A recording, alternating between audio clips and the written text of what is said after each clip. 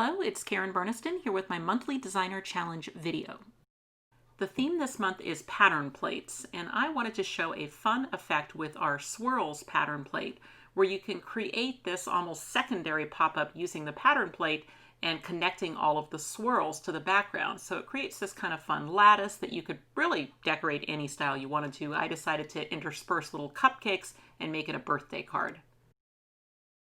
I will be using our Cupcake Pop-Up Die Set today, and for this one you need an outer card and an inner card. So I have chosen my outer card to be 4 3/4 by 12, scored in the middle for folding.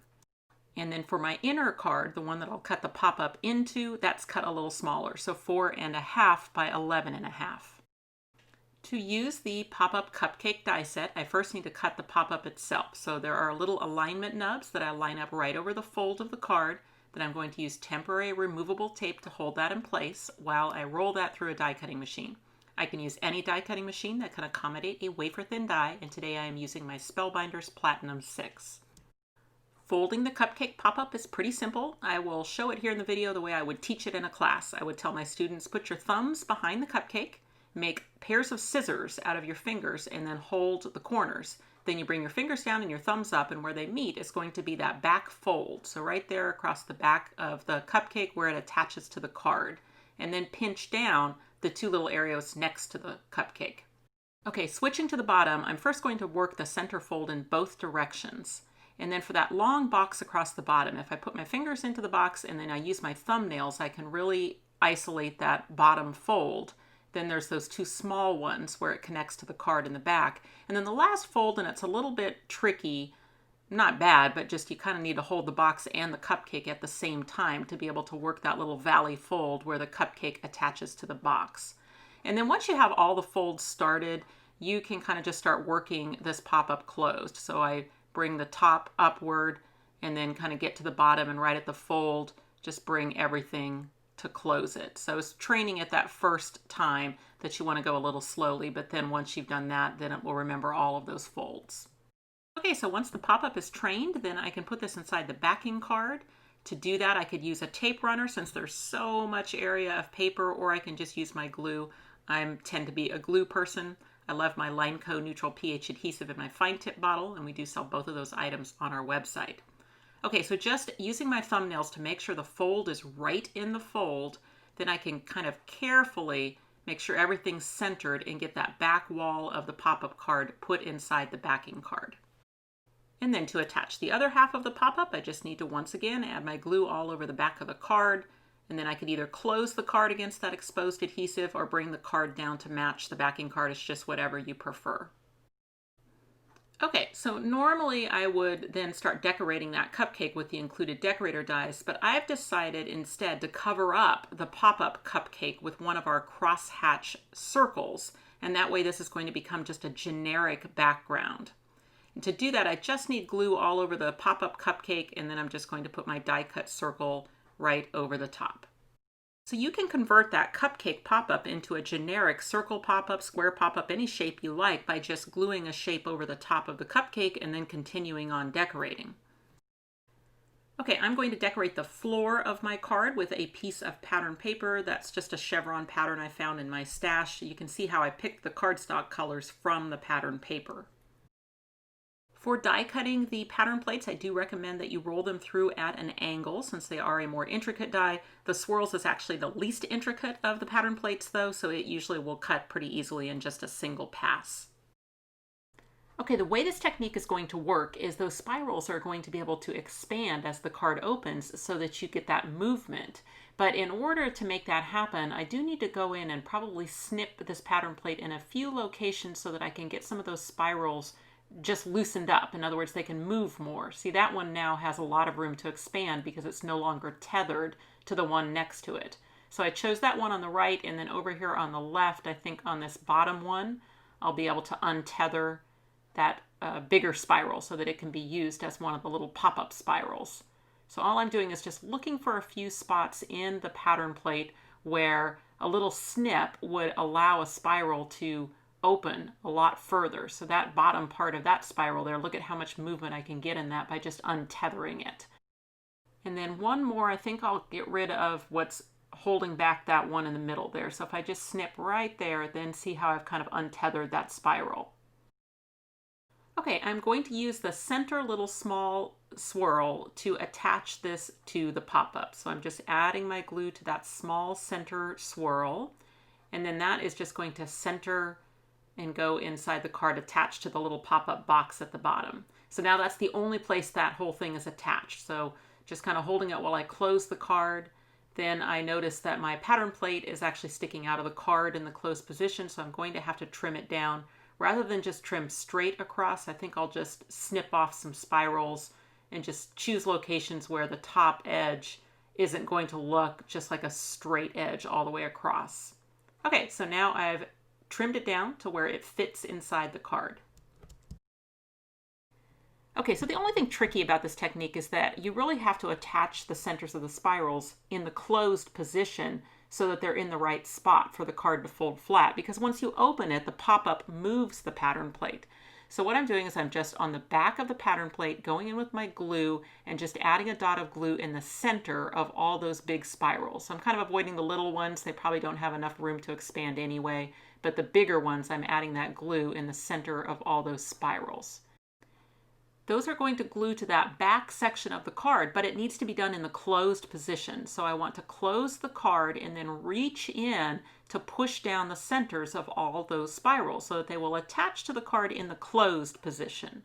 And that way I know that this card will fold flat. I wouldn't want to guess. I definitely want to do this with the card closed flat and then just reach in and attach them. Now I can see this one right here is being a little troublesome. The pop-up is trying to pull it forward. So I could either leave that coming forward, or I can see here that if I just kick a portion of the spiral behind the pop-up, then it's going to be able to work. It just needs a little bit more glue. So just going in there and adding some glue, pressing it down, and then just making sure that the edge, that the pop-up kept pulling it forward, but if the edge is under the pop-up, see, now it works.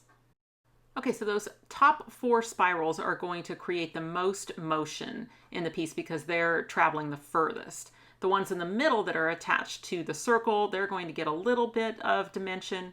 I can see this one here, the center of the spiral is off the circle. So if I just kick the spiral behind the circle, then I can use that as part of the pop-up. So this is definitely a technique that is a little bit of look at it, check it, kind of figure out what you can do. I see this spiral right here that if I just untethered it from the one that's over the circle, then the center of that outside spiral is actually over the card. So if I kick it behind the circle like I did with the last one, then I can use that as part of the sculpture as well. So this is definitely the type of technique where probably everybody's sculpture will end up looking a little bit different because of course it does matter exactly where your circle is placed or whether your pattern plate started, maybe the opposite way that mine is. It will always work, but it's really just a matter of going in and looking where is that spiral in the closed position and can I glue down the center of it and create that dimensional motion as the card opens. So just kind of play with it. Okay, I have almost attached as many spirals as probably can be attached. I've got that one on the outside there. And then as I look at this, there's just a couple more that I can probably do something with. These ones in the front, actually, I can do something actually fun with these. Since that one's so far forward and so close to the fold, I should be able to attach it to the other side of the card by putting the glue on top of the center of the spiral. And then as you see, it will actually expand forward. And I just think what makes this technique fun is how random everything is, and how much different dimension you get in it. I've got another spiral on the left here where it should have enough room to be able to actually expand forward. So then I'll end up with 2 spirals coming forward, the rest of them going towards the back. So my concept for this sculpture was that it would just look kind of like party streamers, just a fun background where I would then decorate with cupcakes. But as I looked at it, I also thought it might make a really cool underwater scene. So all those swirls could either be done in blue as waves, or maybe they could even be done in green as seaweed. Since this is the pattern plate challenge, I thought I would incorporate another one. So this is our tiles pattern plate, and I cut it out of pink cardstock and then glued it to the same pink cardstock so that I would actually mimic the look of dry embossing. It's just a tone-on-tone texture. Included with the Cupcake Pop-Up are the decorator pieces to make those cupcakes. So I did one large for the front of the card and 3 of the smaller ones for the inside. And then the tiny cupcake charm actually comes from our birthday charms set. And on those, I glued them back to back so that even if the charm spins around on the little jump ring, it will look great from either side. So the best way I've found to be able to open and close metal jump rings is to use 2 pairs of needle-nosed pliers. And you just use them both to twist the jump ring open and then twist it closed so that you never actually pull it apart. You actually just twist it open, and then it closes much tighter that way so that it won't just slip off of that pattern plate. And to choose spots for my charms, I basically just looked at the sculpture and saw where they might look nice. Maybe there was an open spot in the sculpture where the cupcake charm could dangle into that open spot. Okay, so for my camera angle being directly overhead, it's a little tricky to kind of show how that looks, but it will be something like this when the card is open.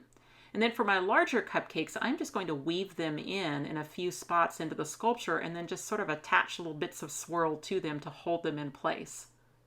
And then I also added one of those large cherries from the cupcake set just to fill in an open spot on the left. Okay, a piece of ribbon across the top just to kind of polish off that edge. And then the crosshatch circles and our big happy birthday die to finish out the interior. Okay, so the interior of my card is done, and now all I need to do is work on the front of the card. The way I create card fronts is usually by just using my leftover materials and just following a little bit of the styling of the inside of the card. So just repeating elements and just kind of making that simple lead-in. I decided to weave my ribbon through the swirls and then just tie that off into a bow. Now, since it's top fold, every time I was opening the card, that cupcake charm on the front was flopping to the other side, so I decided to anchor it with a pop dot so that it doesn't actually move. My finished card measures 4 3/4 by 6 in the closed position, so that means it's going to mail in an A7 envelope and shouldn't require any extra postage. I like the way this turned out. I like the unusual look to that swirl sculpture on the inside of the card. Just something a little different, you know? And I like that it's very generic, that like I said, you could make it underwater, but keeping with the streamer thing, just think of any congratulatory event, you know? So that could be anniversary or graduation or retirement. Anything that you would want to celebrate would be perfect for this kind of streamer look. Check the description box below for supplies and a link to the blog post. Thanks for watching. If you click on the website link, you'll go to KarenBurniston.com, where you can find out information about purchasing these dies, as well as links to all my other social media accounts. You can subscribe to this YouTube channel and check out some of my other videos. Thanks so much for watching, and I'll see you next time.